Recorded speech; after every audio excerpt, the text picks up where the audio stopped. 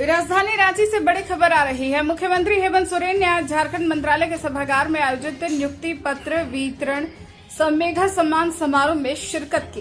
कार्यक्रम में सरकार ने शिक्षा और रोजगार पर बड़ा संदेश दिया है। राज्य के विकास के लिए आप हमारे साथ चले मौके पर 10वीं और 12वीं बोर्ड के मेधावी छात्र छात्राओं को सम्मानित किया गया। छात्रों को नगद 3 लाख रुपए, स्कूटी, लैपटॉप और मोबाइल फोन पुरस्कार दिया गया। साथ ही साथ वन नियुक्ति पीजीटी शिक्षकों और सहायक आचार्यों को भी नियुक्ति पत्र दिया गया। मुख्यमंत्री हेमंत सोरेन ने कहा कि झारखंड और रोजगार के क्षेत्र में आगे बढ़ रहा है। उन्होंने कहा कि राज्य सरकार का प्रयास है कि वह झारखंड को विकसित ऊंचाई पर ले जा सके। इसमें आपके साथ की जरूरत है। हायर एजुकेशन की जो खर्चे हैं कितने महंगे हो चुके हैं वो आप सब लोगों को मालूम। हम लोगों ने और हमारे राज्य में जो यहाँ के लोगों का जो आर्थिक स्थिति है वो किसी से छुपी नहीं है। तो आज हमने उन बच्चों के लिए गुरुजी क्रेडिट कार्ड भी प्रारंभ किया है, जहां 15 लाख 4% के इंटरेस्ट पर बिना किसी कोलेटरल पर आप गुरुजी क्रेडिट कार्ड लीजिए। बैंक आपको आर्थिक सहायता देने के लिए बाध्य है और वो भी पैसे आपको लौटाने तब है जब आपकी पढ़ाई पूरी होगी, आपको नौकरी लगेगा, तब आप धीरे धीरे उनको पैसा लौटाएंगे। तो कई ऐसी चीजें हैं। आज हम लोगों ने पहली बार छात्रवृत्ति भी अपने स्कूलों में बढ़ाया है। कितना हम लोगों ने काफी उसमें इजाफा भी किया है। तो कई चीजें हैं, अभी हमें और भी करने की आवश्यकता है। इसलिए आज तो मैं अभी पूछा, मुझे भी मेरे दिमाग से उतर गया था कि आज बच्चों को जो सम्मान राशि देने की बात थी वो हमारा पहला ही ये था कि जैसे बच्चे स्कूल से पास आउट हों, पैसे के अभाव में उनका एडमिशन ना रुके, इसलिए फर्स्ट सेकेंड थर्ड को सम्मान राशि तुरंत उपलब्ध कराने का। मैंने कहा कि आज इतना विलंब क्यों हुआ।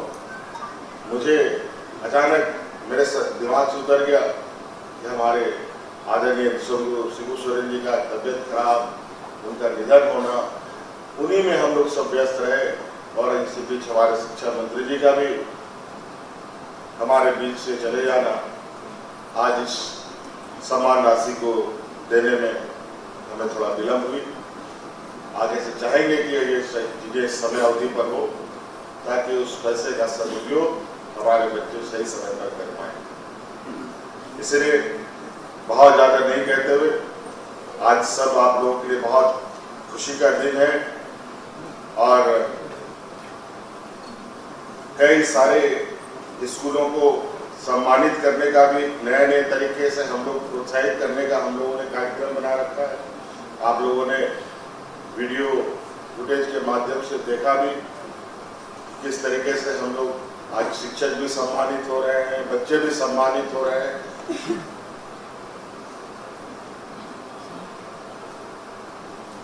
तो हम चाहेंगे कि जितने भी आप लोग, आप सभी लोग,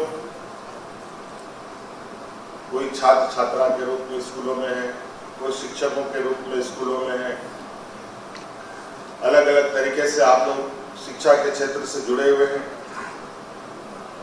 और सरकार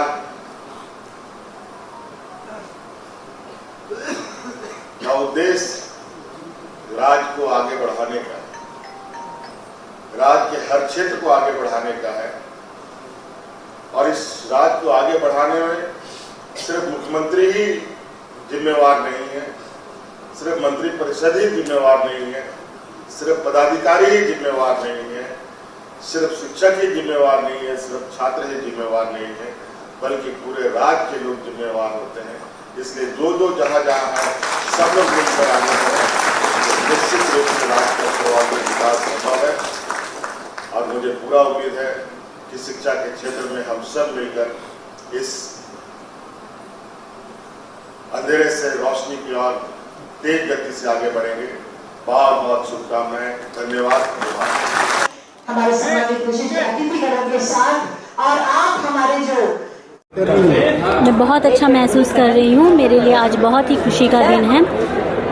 बहुत ही ये गर्व का अनुभव कर रही हूँ। अच्छा, अब तक लोग जो दिव्यांग होते हैं उनको एक थोड़ा सा बोझ की तरह देखते हैं। आपकी जो उपलब्धि रहा है कितना चुनौती कितना चुनौतीपूर्ण रहा है मैम? हाँ, ये बहुत ही चुनौतीपूर्ण रहा। जब अगर आपको कुछ इंजरी हो जाती है उसके बाद में निश्चित ही लोग आपको बोझ की तरह देखने लग जाते हैं और ऐसा लगता है कि ये क्या कर पाएगी। मेरे साथ भी ऐसा हुआ था जब लोग ऐसे सोच रहे थे कि ये कुछ बन भी पाएगी क्या, ये कुछ कर भी पाएगी क्या आगे ज़िंदगी में। पर लेकिन ऐसा सोच के हाथ में हाथ धर के बैठने से तो कुछ होगा नहीं।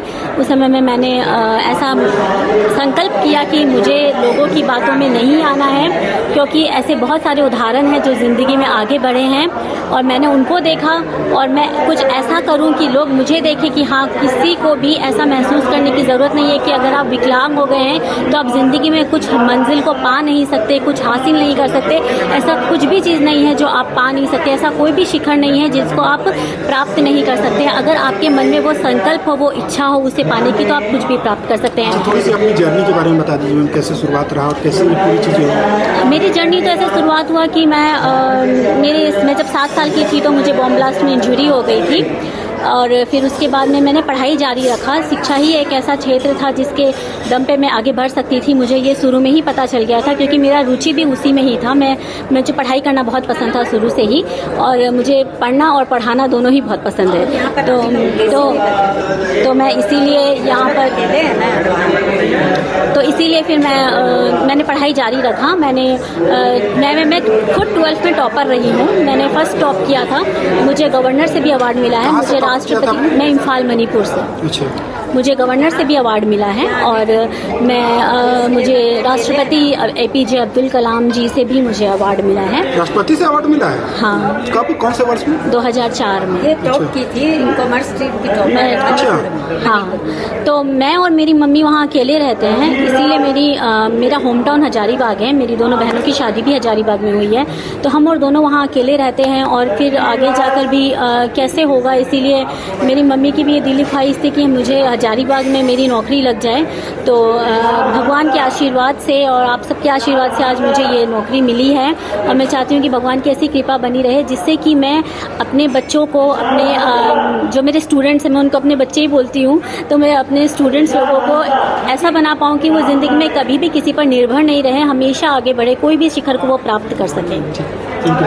टिकट मिला है, लैपटॉप मिला है, फोन मिला है और स्कूटी मिला है और 3 लाख का चेक। पैसे का फिलहाल तो मैं अभी कोई उपयोग नहीं करूंगी, बाद में अगर पढ़ाई में वो मेरे काम आ सकता है। अभी मैं JEE की तैयारी कर रही हूँ। तो उस आगे की पढ़ाई में इस पैसे का उपयोग होगा? जी। पापा क्या करते हैं? पापा इलेक्ट्रिशियन है। वो भी अभी रुकेंगे, प्रोग्राम के सारे बच्चे रुकेंगे, उनको भी लैपटॉप दिया जाए।